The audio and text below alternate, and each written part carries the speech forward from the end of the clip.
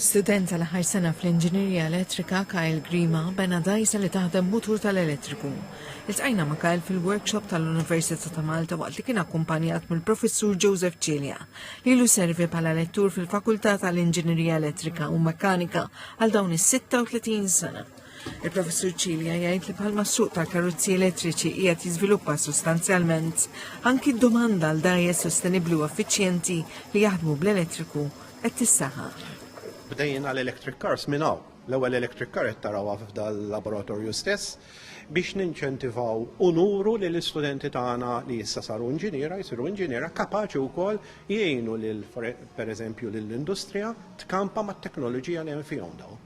Il-Professur Cilja jgħid li huma kuntenti immens li rnexxilhom ħadmu d-dajsa fl-ilmijiet. Jgħid iżda li ntabħu wkoll bad ta' limitazzjonijiet marbuta mal-veloċità li d-dajsa seta' tittella minħabba li t-tuqol tal-batteriji li kienu qiegħda fuq id-dajsa.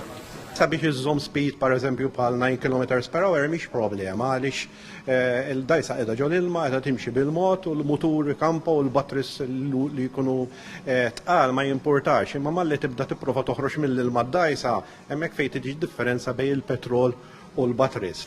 Kyle jgħid li huwa gburi mid-disinn tal-opra tal-baħar elettrika li konvertija minn dajsa komuni, speċifikament għal dan il-għan, minn kelli rikonoxxi li kien hemm diversi sfidi li xekklu l-veloċità.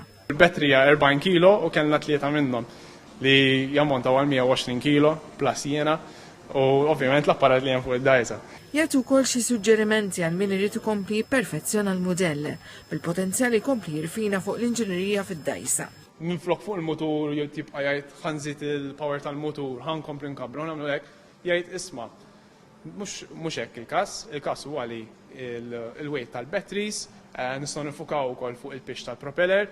Għalli jilmaħ potenzjal biex dawn id-dajjes eventwalment iservu bħala alternativa sostenibbli bħala mezz ta' trasport tal distanza marittima qosra u fil-portijiet. Il-proġett kien esebit f'Open Weekend imtella mill-Fakultà tal-Inġinerija tal-Università ta' Malta bi 38 proġett tal-istudenti minn dawk elettriċi għal mekkaniċi, il-kwali jiċċelebraw il-ħiliet u l-kapaċitajiet tal-inġiniera futuri fil-Gżejjer Maltin.